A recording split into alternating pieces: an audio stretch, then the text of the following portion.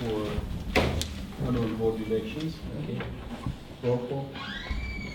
Commissioner Jones? Yes. Commissioner Simpson is not here. Commissioner Connell is not here. Commissioner Caldwell? Here. Commissioner Giuliani is not here. Commissioner Ovando? Yes. And Chair? Yeah. Okay, we have a quorum. Okay. Pledge allegiance. Yeah, I was looking. Laser cut. Pledge allegiance To the flag of the United States of America and to the republic for which it stands, one nation, under God, indivisible, with liberty and justice for all.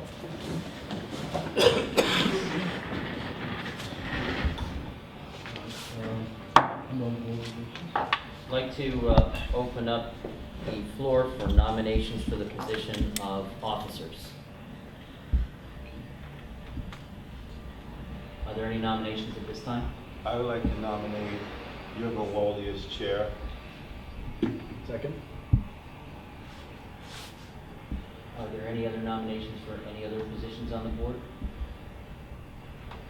I'd like to nominate Tony Giuliani as vice chair. Second. Hearing no further nominations, we will close the floor. I'm sorry, second. You have a second vice chair position? Second. You just did Commissioner Giuliani for vice chair, right? Yes. Okay, so you still have second vice chair. I'm sorry, No, you have second vice chair, yeah. Second. Nominate Kevin as second vice chair. So that's Yurgo? Second.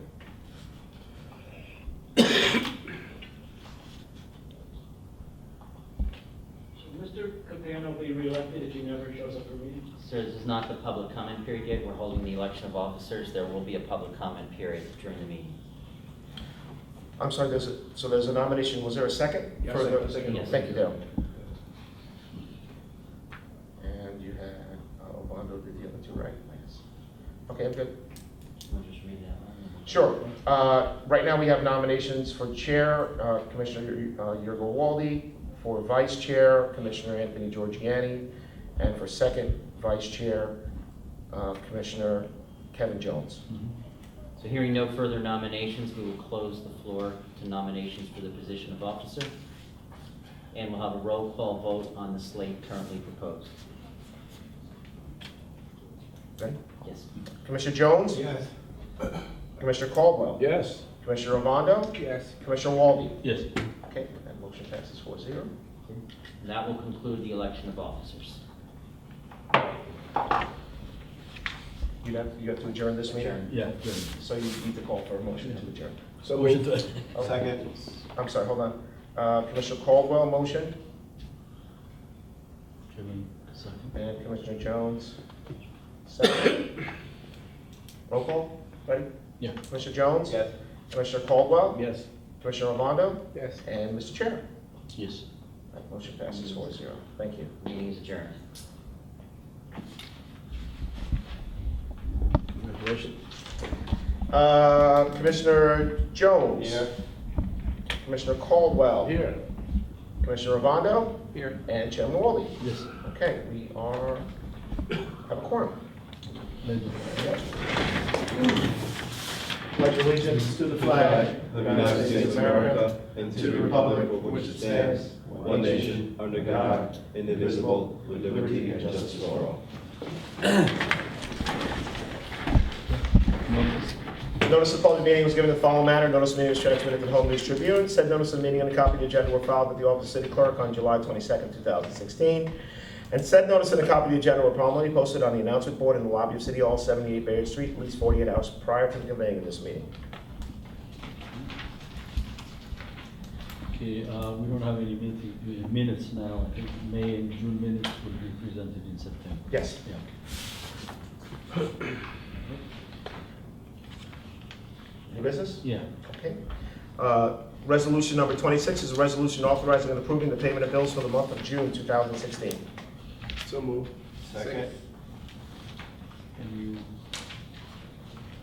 I'm sorry, Commissioner Jones? These are the monthly bills for the month of June. That's it. Okay. Okay, Commissioner Jones? Yes. Commissioner Caldwell? Yes. Commissioner Ovando? Yes. Chair? Yes. Motion passes 4-0. Okay. You old business? Yeah. Okay. Any public comment? Good evening, members of the board, everybody else. I'm Charlie Crandeville. I'm from New Brunswick. I'm the editor of New Brunswick Today, as you know, community newspaper. I wanted to ask first to follow up on my suggestion about testing the water in this complex, the drinking water, and also considering, offering blood tests for the children. Has the board considered this? Is this something you're interested in doing? Yeah, we explained that last month, at the last meeting, that we're interested and we'll follow up on it, right? Sure. So what progress has been made in the past month since the last meeting? We haven't made any progress. We actually contacted the city. They did say they test the water throughout the system. And they said if anyone has any questions, they can contact the city water department about any tests. So we feel confident in the city's testing of the water. Okay, so you're not going to engage in any further testing, independent? No, we don't get involved, the city gets involved in water testing. Okay, because when it comes to lead, like I explained, basically, the city doesn't test here. The city only tests homes that were built between a certain range of years, and this complex is not part of that. So as far as lead and copper testing goes, the city's only going to test if you ask them to, and or take it upon yourselves to do it. So while some people may be satisfied with the explanation we've received, I am not, and I think that you should pursue this suggestion aggressively, especially considering the age of these buildings and the fact that the McKinley School had faucets with lead-contaminated water as well. So, I mean, children are especially vulnerable. If they're getting it at school and then getting it at home, that's a bad situation. If it's a school situation, you have to talk to the city. We're not, we're the housing authority, so. Of course, we're not well, involved in that. I'm just saying, Okay. it makes it doubly worse for the children Okay. if they're drinking lead at home and in school, so. Any other comment? Sure, in September, I brought some, constructive feedback on an event that I really enjoyed, National Night Out. I wanted to know if the board has considered or is going to do things any differently this year. We actually have our National Night Out is next Tuesday. We'll be meeting tomorrow actually to go over our agenda, but we plan on continuing to celebrate the night with our community activists and community representatives and our residents. I don't know, when you say different, I don't know what you mean. I raised an issue that it was basically a sit-down dinner for the police and the politicians and everyone else while the community was all outside. Because they kind of had to wait their turn to eat, and Yeah, I it don't really know. kept the police and the community separate for the most part. The police were all in here dining while during their most of their 20 or 30 minutes at this stop. Yeah, I don't, again, I believe it's a pretty, Makes it's a pretty interactive event.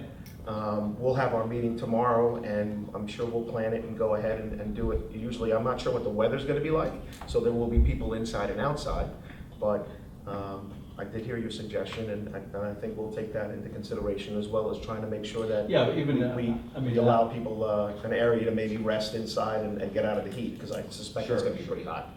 I mean, I've attended several of them, people come in and out while. Yeah, it's pretty interactive. Yeah, It's so pretty yeah, interactive, yeah, because we so get a it's large not- group of people that come in at Yeah. one time, Yeah. and they only have a certain amount of time to stop here.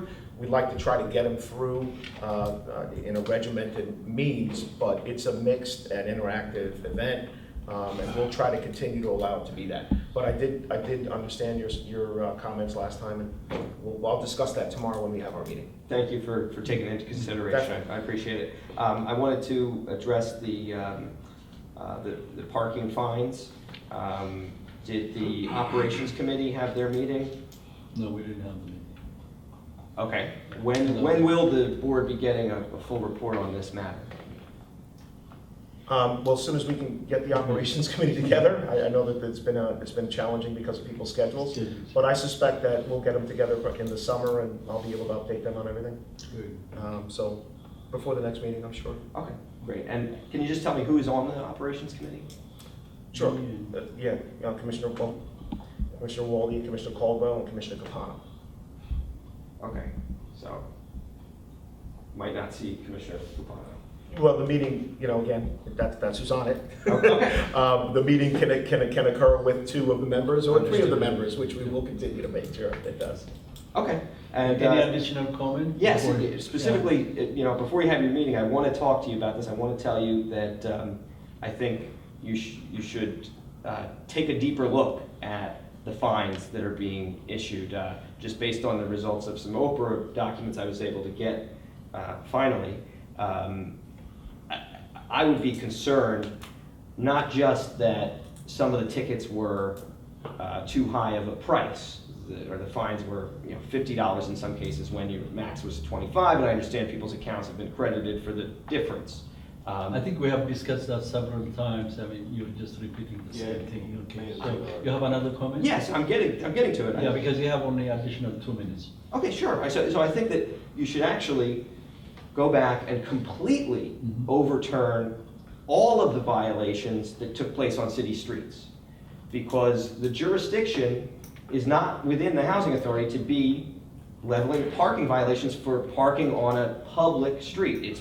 That rests with the parking authority, and they have the authority to issue the fines. So I would contend that, I don't know how deeply it was looked at, but all of the fines that took place on city streets, which I believe is the vast majority of them, I don't know. ought to be That's okay. completely We're- overturned. And that has not been done yet, and I'd Okay, like we'll that to look at be it, addressed but I by the don't know if operations that the committee majority when you will have your look at it. meeting. I also think you should revisit any parking policies that you have and work with the parking authority, which I know is something you said you want to do, and it's probably already in the works.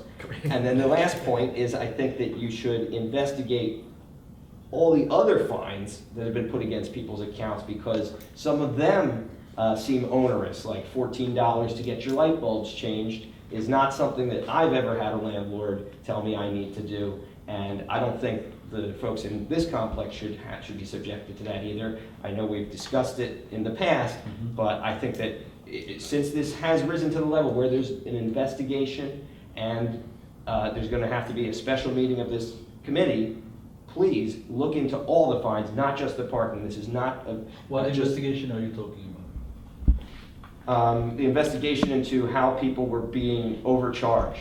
Yeah, but you're talking about your comments, right? It's not an investigation.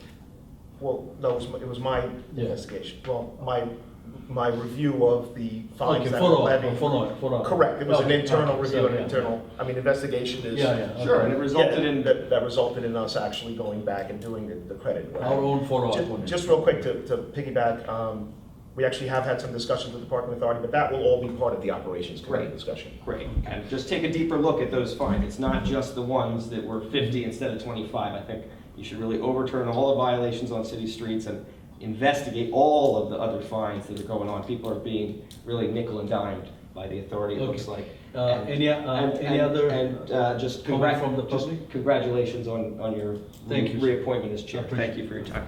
From the public, please? Ernest Docks from Middlesex County. I'm sorry, Ernest, what's your last name? Docks, D-O-C-S. D-O-C-K? D-O-C-S. D-O-C-S, thank you, Ernest. We're in Middlesex County. Metuchen. Thank you, Ernest. So I had a question. When was the last date that Mr.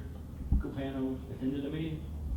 Okay, I think we have repeated this issue several times. We're not the appointing authority, so I think you have to contact the appointing authority.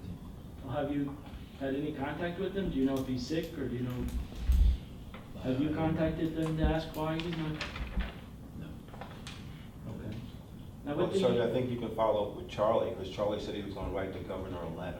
Yeah. So if Charlie wrote that letter, then maybe you can ask Charlie what the result was from writing that letter to Governor Christie, because that's the governor's appointment.